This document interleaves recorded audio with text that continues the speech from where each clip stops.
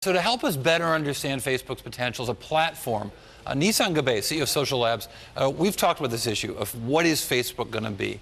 What is Facebook going to be? Because they need to make more money to grow into this valuation. How are they going to do that?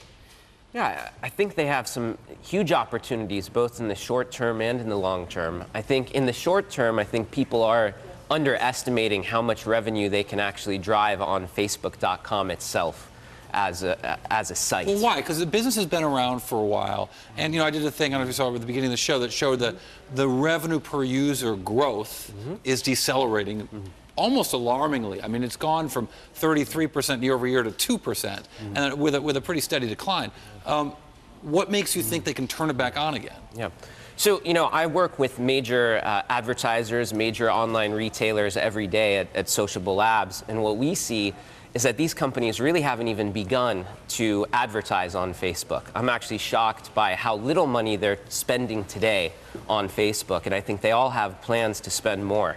So I think what you saw with Google, there's an analogy here. When Google first came out and IPO'd, people felt like the search engine marketing world was a one-trick pony and that there wasn't that much growth in it. I think Google has proved that wrong over the last few years, and I think Facebook will do similarly with their offering. All right, well, so why is it shocking that they're not, or two questions. Why is it shocking? And if they're not spending more now, besides the fact that you think they should, why would they? I mean, what would make that change like that? Yeah. Well, as the advertising becomes more targeted and they get more tools, they're going to come on board and advertise in more ways. I think Facebook has a lot of room to grow there in terms of the product that they offer to advertisers.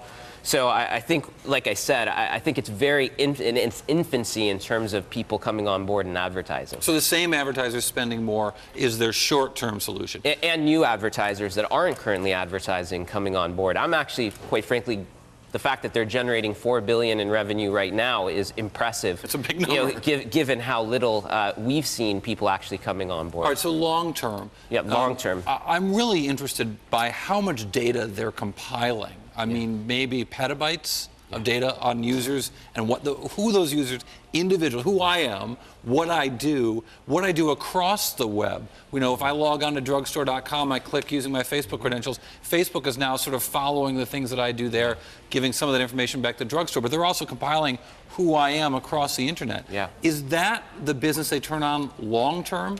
Yeah, so I think that's the second point. There's a huge long-term opportunity for Facebook to monetize the internet off of Facebook. And what I mean by that is Facebook is becoming a critical part of every website, not just Facebook.com. So in our business, we provide software to websites that, in essence, enables them to bring Facebook-like features into their site and for users to publish activity back into Facebook for their friends to see. So, for example, one of our customers is wine.com. You can go to wine.com, see the wines that your friends have purchased or the wines that your friends like. So that type of experience, I think, is going to become standard across the web over the next 10 years. So how does Facebook get more revenue from that business? Good question. So today, Facebook has, the social graph, your social identity, and your friendships.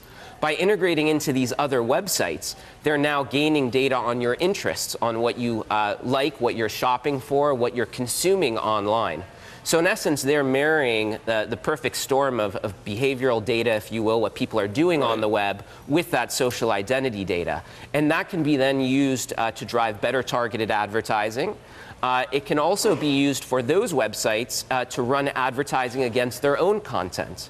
So they'll charge an advertiser to run an ad, say at wine.com. If I'm looking at Oregon Pinot Noirs and wine.com, they'll know that I like those because I've seen them before and target an ad to me? That is all potentially what is possible and what is already being put in place. And I do like the Oregon Pinot Noirs. Yeah. What's not to like? What's not to like? So have they started doing this yet, or do you think this is the thing they're going to turn on sometime soon? So it's begun in very small phases, and that's the tidal wave that we see is going to improve, over the next few years as more and more sites get integrated. There's actually already 2.5 million websites that have integrated Facebook in some way onto their website. So, this is not, this is already a huge area as it is today. Facebook has yet to really monetize it fully. I think you look even further out, now that Facebook has Facebook components and Facebook code on other websites, they can eventually actually run advertising on those sites as well. So not just on Facebook, but on wine.com, for example. Very similar to the way Google has AdSense as a product that they run on other websites. That will be some social network. Infancy Gabbay, Sociable Labs, interesting company. Facebook, not a little bit interesting as well.